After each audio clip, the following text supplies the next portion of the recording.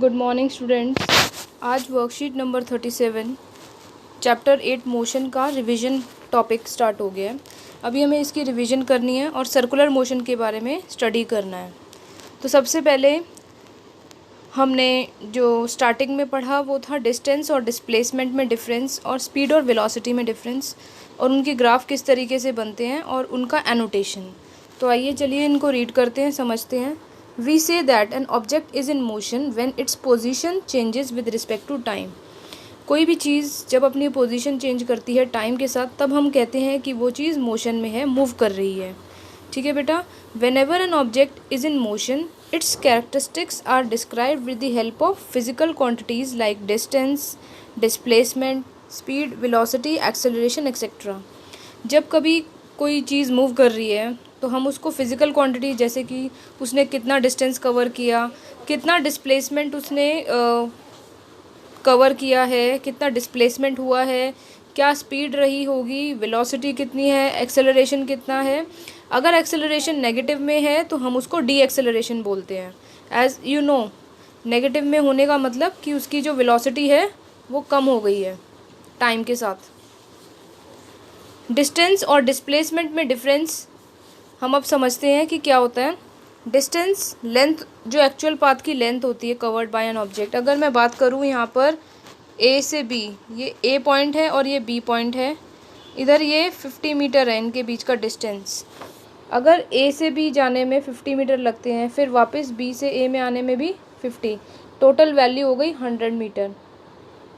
तो actual path, जो actual length थी कवर हुई है जो, उसे हम कहते हैं डिस्टेंस।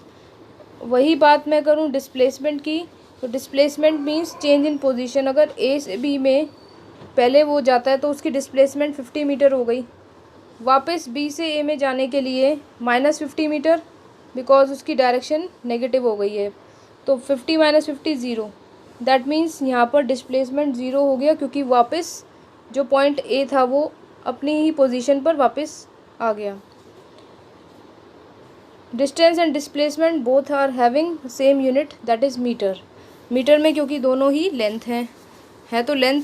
तो डिस्प्लेसमेंट का जो फॉर्मूला है, जो उसकी डेफिनेशन है वो है length of shortest path between initial and final position.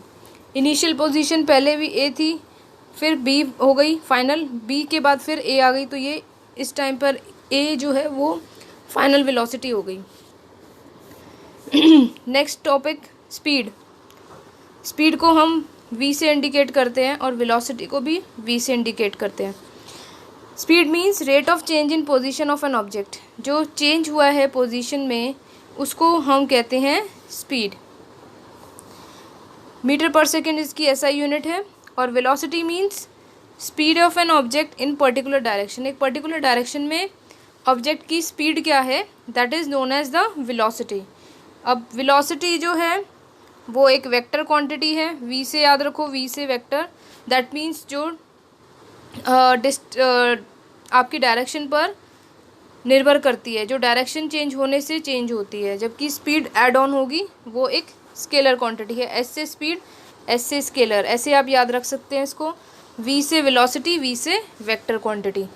Simple सी बात है। उसके बाद यहाँ पर इक्वेशन ऑफ मोशन हमने ऑलरेडी स्टडी कर चुके हैं, हम 3-4 क्लासेस से हम यही पढ़ रहे हैं। तो उसमें पहली जो इक्वेशन है that is acceleration time. Graph के बारे में उसमें हम एक्सेलरेशन निकालते हैं, उसका स्लोप एक्सेलरेशन है।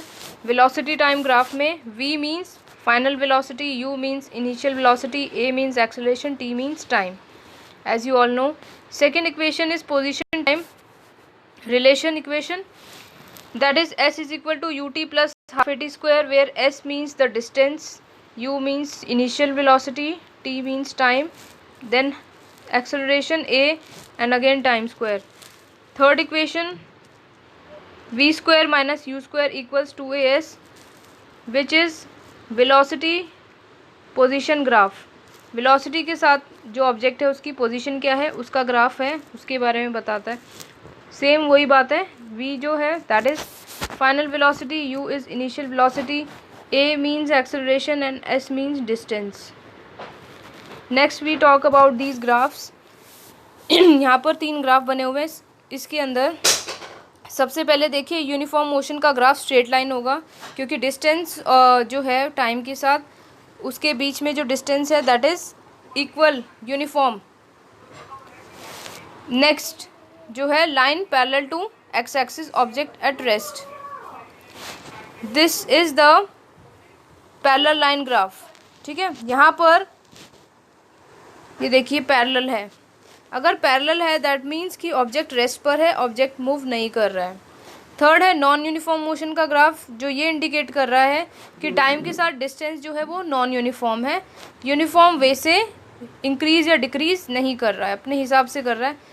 अभी मन करा उसने आगे बढ़ गया फिर कम हो गया, तो ये यूनिफॉर्म मोशन का ग्राफ है। इस तरीके से स्ट्रेट लाइन ग्राफ जो नहीं होगा that would B non uniform motion graph. Next आपके पास एक्सेलरेशन के बारे में बात करनी है। Rate of change of velocity of an object, object की वेलोसिटी में जो चेंज होता है टाइम के साथ उसको कहते हैं एक्सेलरेशन, और एक्सेलरेशन की यूनिट होती है मीटर पर सेकंड स्क्वायर, जो कि बच्चे बहुत सारी गलतियां करते हैं, जबकि मीटर पर सेकंड स्क्वायर ही होती है, इसको हमेशा ध्यान रखिएगा। नेक्स्ट इसके कुछ ग्राफ हैं। यूनिफॉर्म वेलोसिटी जहाँ पर एक्सेलरेशन 0 है तो यहाँ पर स्ट्रेट लाइन ग्राफ होगा, क्योंकि वेलोसिटी जो है वो सेम है, और एक्सेलरेशन मीन्स होता है चेंज इन वेलोसिटी। जब वेलोसिटी सेम है तो कोई चेंज ही नहीं है, तो acceleration will be 0। Next graph uniform acceleration का स्ट्रेट लाइन होगा वेलोसिटी टाइम के एक्सिस पर। Non uniform motion acceleration means उसका एक अनपर्टिकुलर ड्यूरेशन होगा, अनपर्टिकुलर लाइन होगी। वो ग्राफ इस तरह से भी हो सकता है, ऐसा भी हो सकता है, जो टाइम के साथ बार बार चेंज हो रहा है एक नॉन यूनिफॉर्म पैटर्न में। दोनों ही ग्राफ जो है वो नॉन यूनिफॉर्म एक्सेलरेशन के ग्राफ हैं। Next distance covered by an object is equal to the area of selected part of the graph from T1 to T2 of the velocity time graph. अब आप velocity time graph के अंदर जो distance covered होता है वो पूरा area enclosed होता है, ये हम ऑलरेडी पढ़ चुके हैं। आपको पता है कि किसी का भी डिस्टेंस निकालने के लिए हम उसका एरिया कैलकुलेट करेंगे जो उस वेलोसिटी टाइम ग्राफ के अंडर आ रहा है। नेक्स्ट जो हमें बात करनी है वो है अब हम बात करेंगे आगे यूनिफॉर्म सर्कुलर मोशन के बारे में। अब देखते हैं जिज्ञासा दीदी, is there any situation where speed of an object in motion remains constant but is still accelerates. तो ज्ञान कह रहा है कि ऐसी कोई सिचुएशन है जहाँ पर स्पीड जो है वो तो कांस्टेंट रहती है ऑब्जेक्ट की, लेकिन फिर भी वो एक्सेलरेट कर रहा है, ऐसा कौन सा मोशन है। तो इसका रिप्लाई कर रही है Gyan, it happens when object undergoes uniform circular motion. ऐसा तब होता है जब कोई object uniform circular motion acquire करता है। If we move a stone tied to a thread along a circular path while being stationary at a point, its speed may remain constant but the direction of motion will keep on changing constantly. This type of motion is called the uniform circular motion. अगर आपने ध्यान दिया होगा, जब आप एक wire से एक स्टोन को कनेक्ट करते हैं तो स्टोन का जो डायरेक्शन है वो बार बार बदलती है। ठीक है, मूव तो वो इस तरीके से करेगा एक सर्कुलर मोशन में, लेकिन कभी तो उस जिस टाइम पर वो इधर मूव कर रहा है वो इधर जा रहा है, जिस पॉइंट पर जो आपका ये स्टोन है वो इधर है तो उसकी स्पीड जो है वो इधर एक्सेलरेशन कर रही है, इधर है तो इधर कर रही है। ठीक है, इस पाथ पे कर रही है तो ऐसे कर रही है, ये टेंजेंशियल होती है, टेंजेंट्स के थ्रू वर्क करती है। ठीक है, इसी प्रकार से यहाँ पर है तो इधर करेगी सीधे। ये आपको ये डायग्राम भी दिख रहा है यहाँ पर, इसके हिसाब से देखिए। और इसकी एक सिंपल सा एग्जांपल भी है, वो हम इसको भी और समझेंगे अच्छे से डेमोन्स्ट्रेशन में। उसमें क्या हो रहा है कि बार बार जो आपका एक्सेलरेशन है वो चेंज कर रहा है because of the changing direction, लेकिन जो उसकी वेलोसिटी है, जो उसकी स्पीड है, that will remain constant, that will not change. तो ये इस टाइप का जो मोशन होता है that is uniform circular motion. जितने भी मोशन जो सर्कल डायरेक्शन में हो रहे हैं उनको हम यूनिफॉर्म सर्कुलर मोशन कहते हैं। अब हम बात करेंगे, और जैसे अर्थ जो है, earth revolves around the sun, this is also a uniform example of uniform circular motion. Because earth अपनी डायरेक्शन चेंज कर रही है, उसकी स्पीड तो चेंज नहीं हो रही, इधर जा रही है तो उसके टेंजेंशियल जो होती है, जैसे अगर मैं ये बात करूँ, this is sun, this is the earth, earth is moving around the sun in circular orbit. इधर जा रही है तो इसकी टेंजेंशियल इधर है, इधर जा रही है तो इधर है, इधर है तो इधर है। इस तरह से जो है बार बार उसकी डायरेक्शन चेंज हो रही है, लेकिन उसकी जो स्पीड है that is constant. This is an example of uniform circular motion. Now हम एक और एग्जांपल यहाँ पर इसके क्वेश्चंस देखते हैं। When an object moves with a constant speed in circular path then it is called uniform circular motion. आपको ये पता चल गया। An athlete running on a circular track, a satellite revolving around the earth, ये सब इसके example हैं। A stone moving, ठीक है, एक रोप से टाइड है। तो ये तीनों एग्जाम्पल हो गए कि एथलीट जो है वो सर्कुलर ट्रैक पर मूव कर रहा है। Earth is revolving around the satellite, a satellite revolving around the earth, sun and earth example. This is the all these are the examples of uniform circular motion.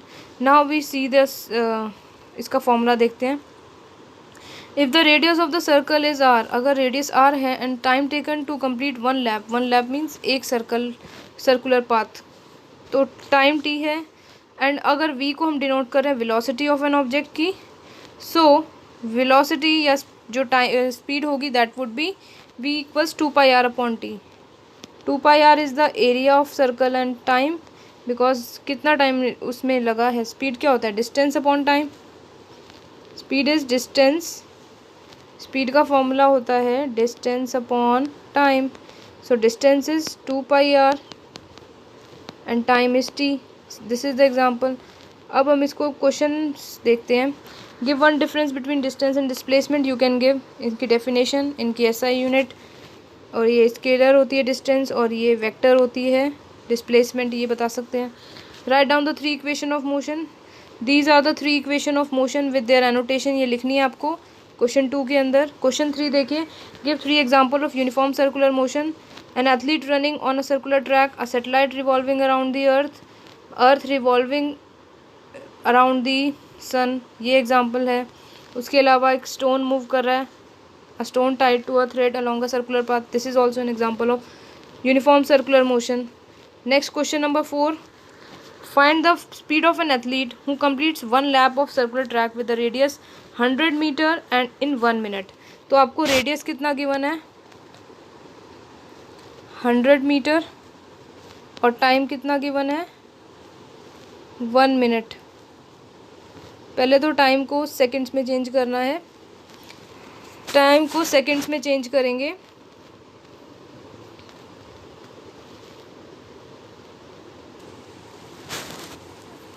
Time को seconds में change करेंगे, 60 second हो जाएगा, ठीक है। और ये radius 100 metre है। सीधा फॉर्मूला लगाइए, 2πr/t। 2 into pi is 22/7 into r is 100 metre divided by 60। तो ये आएगा आपका 60 डिवाइड में हो रहा है, तो यहाँ पे ये देखते हैं इसको करके कैलकुलेट। ये हो जाएगा, देखिए 2 इंटू 22/7 इंटू 100 इंटू 1/60, यही होगा। अब 2 से यहाँ पर 3 पे कट हो जाएगा, ये 3 से ये इधर, अब और ज़्यादा ये कोई कट नहीं होगा, तो ये हो गया 220 divide bye, this is 220 divided by 3। इसको आपको करना है 220 को 3 से डिवाइड करके जो आंसर आएगा that would be your speed of athlete. तो ये सिंपल आपको फॉर्मूला लगा के इसका आंसर कैलकुलेट करना है। 220 divide by 3 that would be 73.33 metre पर second will be the answer, ठीक है। इसकी यूनिट लिखनी है ज़रूर, क्योंकि हम स्पीड निकाल रहे हैं, तो इसकी जो यूनिट होगी दैट वुड बी मीटर पर सेकेंड। जल्दी से ये वर्कशीट कीजिए और अपने डाउट्स पूछिए। Thank you.